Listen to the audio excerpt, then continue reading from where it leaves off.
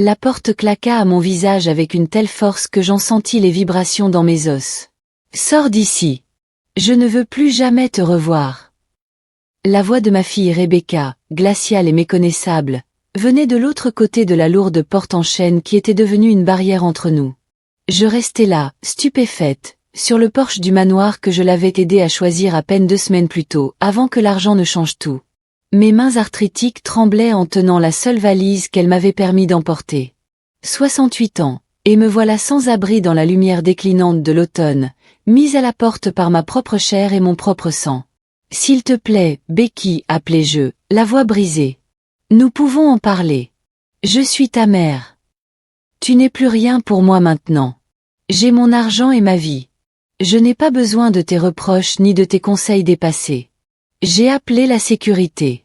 Ils t'escorteront hors de la propriété si tu n'es pas parti dans 5 minutes. » Les larmes vinrent alors, chaudes et incontrôlables, coulant sur mes joues ridées. Comment en étions-nous arrivés là?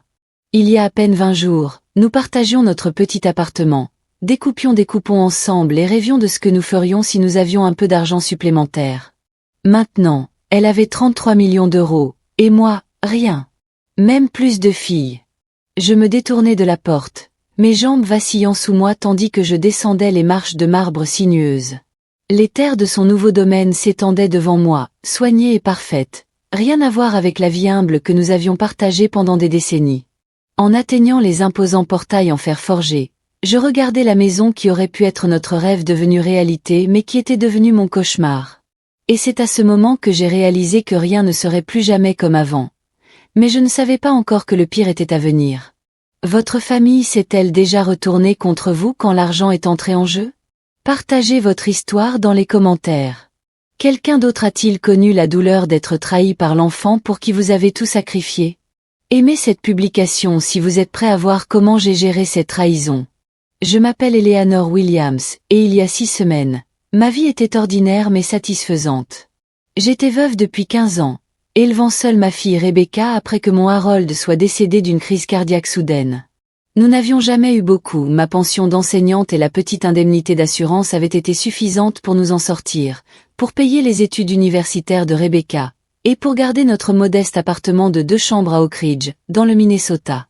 Rebecca avait toujours été brillante, ambitieuse et je déteste l'admettre, un peu prétentieuse même quand nous n'avions rien. Elle était mon unique enfant, né quand j'avais 40 ans.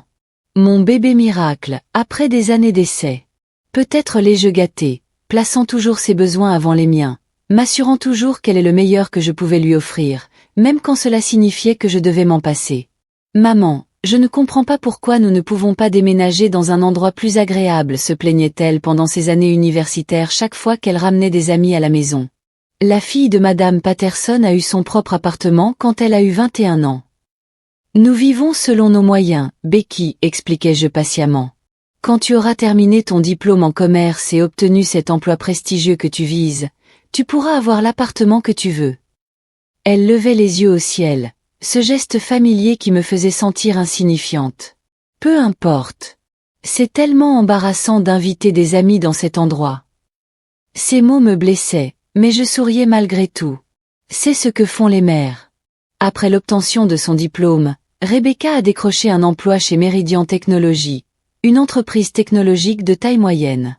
Rien de spectaculaire, mais elle travaillait dur, passant d'assistante administrative à cadre subalterne en 8 ans. Lorsque le loyer de notre appartement a augmenté au-delà de ce que je pouvais me permettre avec ma pension, Rebecca a suggéré que nous continuions à vivre ensemble pour partager les coûts.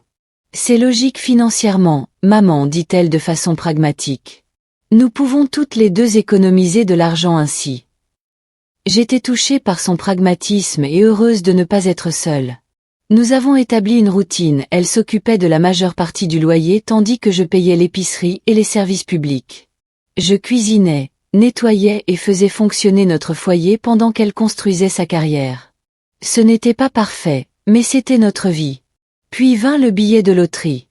C'était un dimanche ordinaire. Je m'étais arrêtée à l'épicerie du coin de Wilson après l'église pour acheter du lait et du pain. Par impulsion, quelque chose que je m'accordais rarement, j'ai acheté un billet de méga million. Vous vous sentez chanceuse aujourd'hui, Eleanor. demanda Ted Wilson avec un clin d'œil en me tendant le billet. J'ai ri. Juste pleine d'espoir, Ted. Juste pleine d'espoir. Ce soir-là, alors que Rebecca et moi mangions notre rôti du dimanche, j'ai mentionné le billet. Oh maman, soupira-t-elle, coupant sa viande avec précision. Tu sais que ces loteries sont juste une taxe sur les gens qui ne savent pas calculer. C'est juste un peu d'amusement, ma chérie, répondis-je. 1 € pour un rêve. Eh bien, ne te fais pas trop d'illusions. Elle regarda sa montre. Je dois me préparer pour une réunion demain. Tu peux nettoyer. Je l'ai regardé s'éloigner de la table, laissant sa vaisselle pour moi, comme toujours. J'ai glissé le billet de loterie dans ma Bible, mon petit rêve secret, et j'ai débarrassé la table. 3 jours plus tard, mon monde a basculé. Je dépoussiérais le salon quand le tirage de la loterie est passé à la télévision. Normalement, je ne regardais même pas, mais quelque chose m'a fait m'arrêter et lever les yeux alors que les boules numérotées rebondissaient dans leur chambre.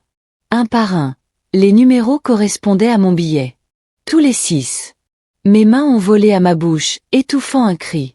J'ai vérifié, revérifié. Il n'y avait pas d'erreur. Selon le présentateur, il n'y avait qu'un seul billet gagnant pour le jackpot de 66 millions d'euros. Et je le tenais dans mes mains tremblantes. Avez-vous déjà eu ce moment qui a tout changé? Ce sentiment quand toute votre vie bascule en un instant? Double tapez si vous avez vécu une surprise qui a changé votre vie, et commentez ci-dessous ce que vous feriez avec 66 millions d'euros. Les partageriez-vous avec votre famille, ou les garderiez-vous tous pour vous? Quand Rebecca est rentrée ce soir-là, j'étais assise dans notre petite cuisine, une tasse de thé froid devant moi, le billet posé soigneusement sur la table. Rebecca, dis-je, ma voix à peine plus qu'un murmure.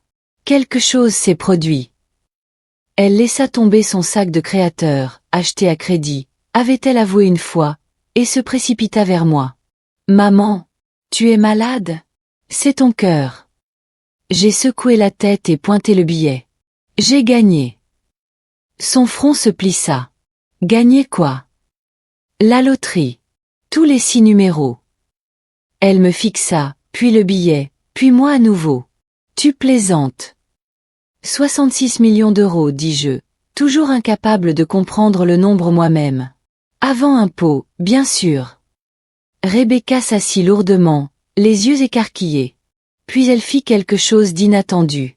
Elle commença à rire, un rire aigu et à la limite de l'hystérie. Nous sommes riches, halta-t-elle entre les rires. Nous sommes vraiment riches.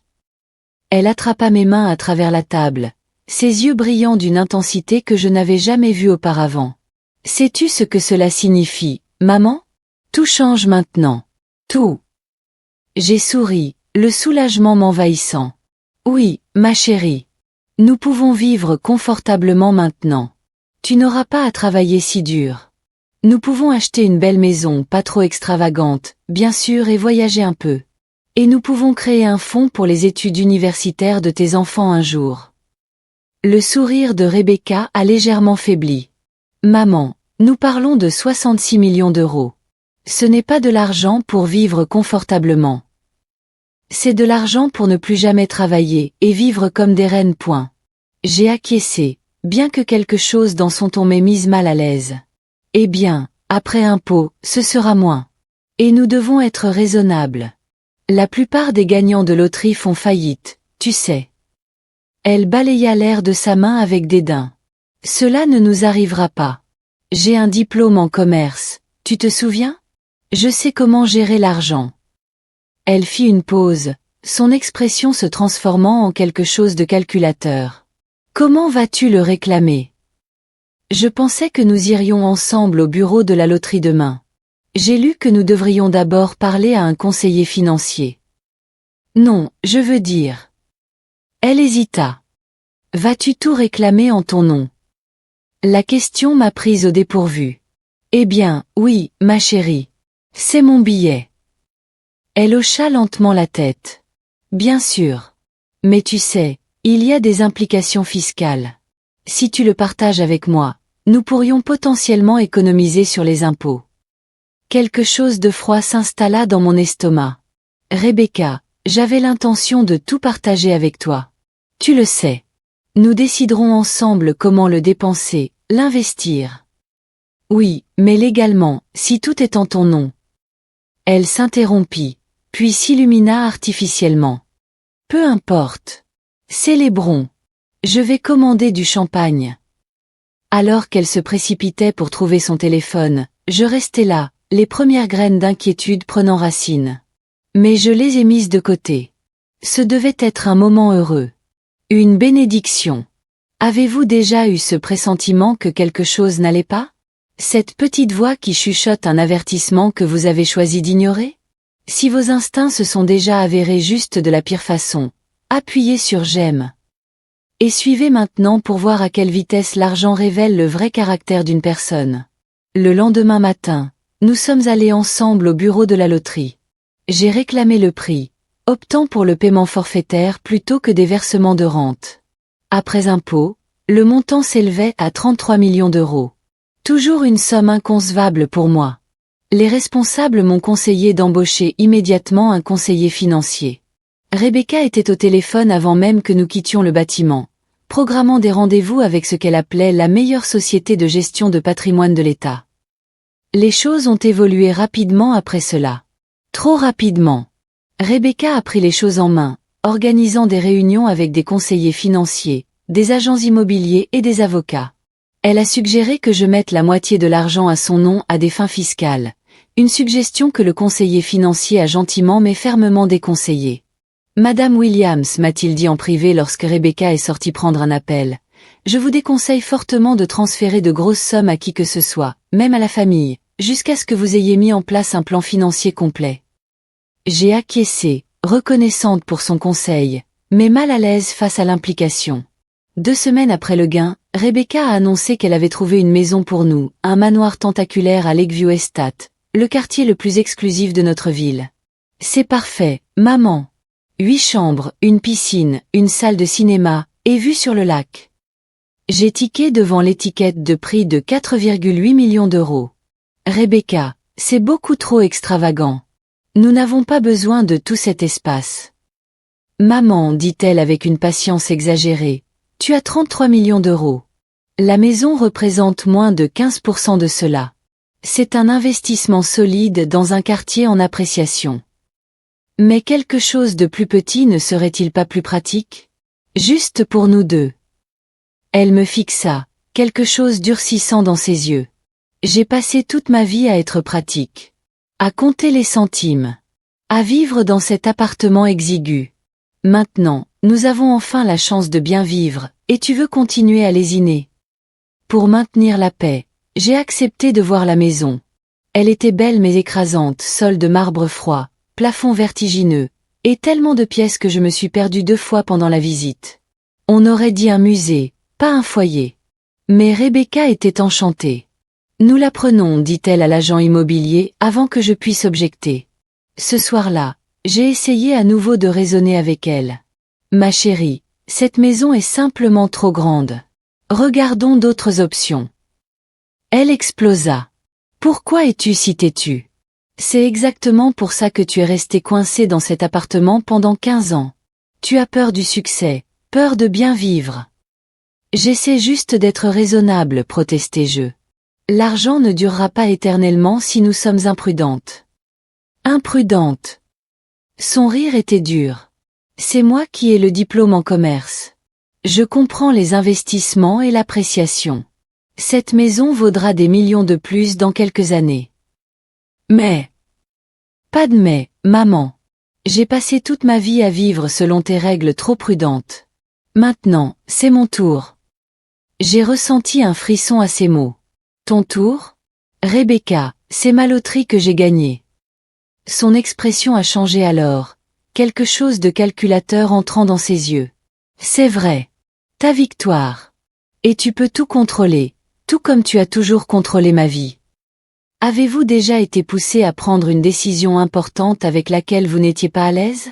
Avez-vous vu quelqu'un changer sous vos yeux quand l'argent est entré en jeu? Commentez avidité si vous avez vu comment la richesse peut corrompre même les plus proches. Suivez cette histoire pour voir jusqu'où ma fille irait pour mettre la main sur Moyen Argent. Nous avons emménagé dans le manoir une semaine plus tard, contre mon meilleur jugement. La maison a été achetée à nos 2 noms, À l'insistance de Rebecca. Pour des raisons d'héritage, a-t-elle expliqué avec aisance aux avocats. Rebecca a immédiatement engagé des décorateurs, des paysagistes et du personnel, une femme de ménage, un cuisinier et un jardinier. L'argent coulait comme de l'eau, mais chaque fois que j'exprimais mon inquiétude, elle me rappelait sèchement que c'était juste une fraction de notre richesse. Notre. Le mot me dérangeait, mais je n'ai rien dit. Après tout, j'avais toujours prévu de tout partager avec ma fille. Puis vint le dîner. Rebecca a invité ses collègues, son patron et plusieurs personnes qu'elle a décrites comme des acteurs clés de l'industrie. J'ai proposé d'aider à cuisiner, mais elle a ri. C'est pour ça que nous avons du personnel maintenant, maman. Et c'est juste de... Elle hésita. Essayer de quoi? Et c'est juste de t'intégrer, d'accord? Ce sont des gens sophistiqués. J'ai ressenti la piqûre de ces mots mais j'ai acquiescé. Le soir de la fête, je portais ma plus belle robe, un modèle bleu modeste que j'avais acheté en solde chez Massiès il y a des années. Quand Rebecca m'a vue, son visage s'est décomposé. Oh maman, non. Tu ne peux pas porter ça. Ça a l'air, bon marché. Avant que je puisse répondre, elle m'avait emmené à l'étage dans son dressing, sortant une robe noire coûteuse avec un décolleté plongeant. Porte ceci. Ce n'est pas mon style, ma chérie. Et c'est trop révélateur pour quelqu'un de mon âge. Elle me tendit la robe. Mets-la. S'il te plaît? Pour moi. J'ai besoin de faire bonne impression ce soir. Pour maintenir la paix, j'ai changé. La robe pendait maladroitement sur ma silhouette, conçue pour quelqu'un de plus jeune, plus mince. Je me sentais exposée et mal à l'aise en descendant les escaliers. La fête battait son plein. La maison remplie de gens élégants tenant des flûtes de champagne et parlant à voix basse, de tons importants de fusion et d'acquisition. Je restais en marge, souriant poliment quand on me présentait mais me sentant de plus en plus déplacée dans ma propre maison. « Et où passez-vous l'été, Madame Williams ?» me demanda une femme élégante dans la quarantaine entre les hors-d'œuvre. « L'été ? Oh, c'est-à-dire, nous restions généralement à la maison. Parfois, nous rendions visite à ma sœur à Duluth. » Le sourire de la femme n'a jamais vacillé, mais ses yeux se sont voilés de désintérêt. Elle s'est éloignée quelques instants plus tard. J'ai trouvé Rebecca tenant cours dans le salon, entourée de collègues admiratifs. Elle était différente d'une certaine façon, son rire plus fort, ses gestes plus expansifs, ses histoires embellies. Et puis j'ai dit au PDG, soit nous passons au numérique, soit nous sommes morts dans l'eau. 6 mois plus tard, leur action avait doublé. Le groupe autour d'elle riait avec appréciation. J'ai froncé les sourcils, confuse. Rebecca travaillait dans la gestion intermédiaire. Elle n'avait jamais conseillé un PDG sur l'orientation de l'entreprise. En m'approchant, j'ai entendu un homme aux cheveux argentés lui demander « Alors, comment avez-vous vécu ce changement extraordinaire de circonstances ?» Rebecca a ri légèrement. « Oh, des investissements intelligents au fil des ans. J'ai toujours eu le don de repérer des opportunités que les autres manquent. » Je me suis figée, stupéfaite par le mensonge flagrant. Elle a croisé mon regard par-dessus le bord de sa coupe de champagne, un avertissement traversant son visage. Vous êtes-vous déjà senti honteux de qui vous êtes? Avez-vous déjà été forcé de prétendre être quelqu'un d'autre pour plaire à un être cher? Appuyez sur j'aime si vous avez déjà été humilié par votre famille. Et partagez dans les commentaires si on vous a demandé de cacher votre vrai moi. La douleur du rejet de ceux que nous aimons est la plus profonde. Suivez pour le prochain chapitre pour voir comment j'ai finalement pris position pour moi-même. Plus tard, après le départ des invités, je l'ai confrontée. Pourquoi as-tu menti à propos de la loterie? Elle soupira, enlevant ses talons. Maman, tu ne comprends pas le réseautage d'affaires. Personne ne respecte les gagnants de loterie. Ils pensent que ce sont des idiots chanceux qui ont trébuché sur de l'argent. J'ai besoin que ces gens me respectent professionnellement. Mais c'est malhonnête. C'est de la gestion d'image, répliqua-t-elle. Et en parlant d'image, tu dois vraiment mettre à jour ta garde-robe et peut-être prendre des cours d'étiquette si tu veux être autour de mes collègues. Tes collègues? Répétai-je, la douleur fleurissant dans ma poitrine. Rebecca, c'est aussi ma maison. Quelque chose a changé dans son expression alors, une froideur que j'avais entrevue auparavant mais jamais si ouvertement. L'est-ce vraiment? Tu n'en voulais pas. Tu t'es battu contre son achat. Et franchement, tu ne t'intègres pas ici. Ces mots m'ont frappé comme des coups physiques. Je fais de mon mieux.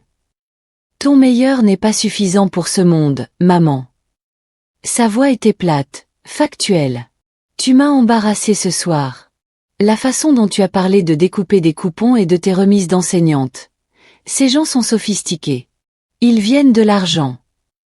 Et nous n'en venons pas, dis-je doucement.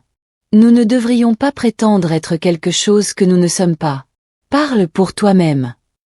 Elle se détourna, se dirigeant vers les escaliers. Je vais me coucher. Nous en parlerons demain. Mais nous n'avons pas parlé le lendemain. Rebecca est partie tôt pour des réunions et est revenue tard. Ce modèle a continué pendant plusieurs jours, elle reconnaissant à peine ma présence lorsque nos chemins se croisaient. Puis vint la goutte d'eau qui a fait déborder le vase.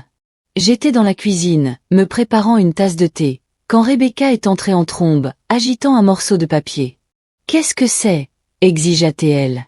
J'ai plissé les yeux sur le document. On dirait un formulaire de transfert de la banque. Oui, un transfert de 5 millions d'euros vers une certaine fondation familiale Williams. As-tu autorisé cela? J'ai acquiescé. J'ai rencontré le conseiller financier hier. Il m'a aidé à créer une fondation caritative au nom de notre famille. Je pensais que ce serait une merveilleuse façon de redonner, peut-être financer des bourses pour des étudiants méritants qui... Tu as donné 5 millions d'euros sans me consulter. Sa voix s'éleva dangereusement. C'est mon argent, Rebecca. Je l'ai dit doucement, mais fermement. Je veux en utiliser une partie pour aider les autres. Ton argent, répéta-t-elle, sa voix mortellement calme. Bien sûr. Ça a toujours été ton argent, tes règles, ton contrôle. Ce n'est pas vrai. Je t'ai incluse dans chaque décision. J'ai mis ton nom sur l'acte de propriété de la maison. Je t'ai laissé redécorer, embaucher du personnel et organiser des fêtes. Laisser. Elle rit amèrement. Comme c'est généreux de ta part de me laisser dépenser ton précieux argent.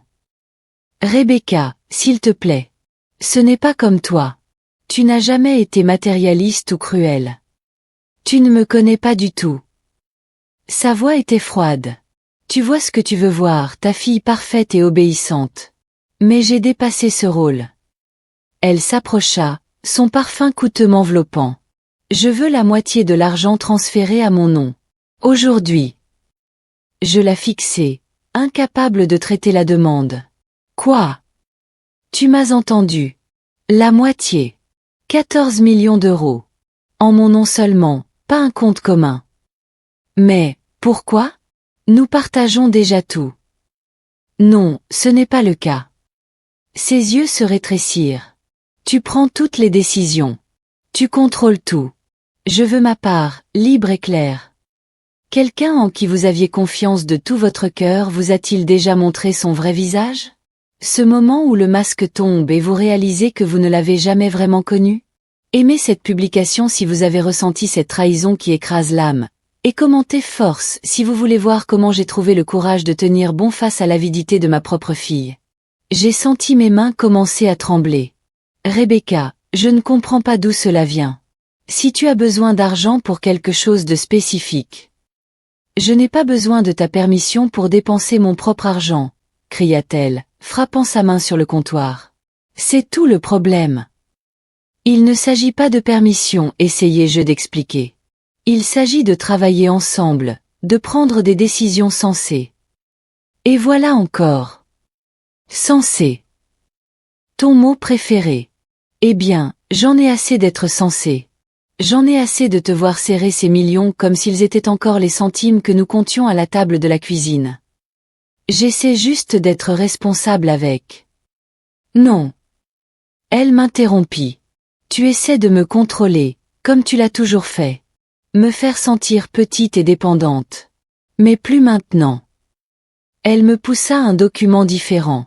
Signe ceci. C'est un formulaire de transfert de 14 millions d'euros vers mon compte personnel. Je l'ai repoussé. Non. Pas avant que nous nous soyons calmés et que nous en ayons discuté rationnellement. Quelque chose de dangereux brilla dans ses yeux. Très bien. Alors sors. Quoi? Sors de ma maison. Je la regardais bouche bée. Rebecca, c'est aussi ma maison. Mon nom est sur l'acte. Une technicité que mes avocats arrangeront. Elle sortit son téléphone.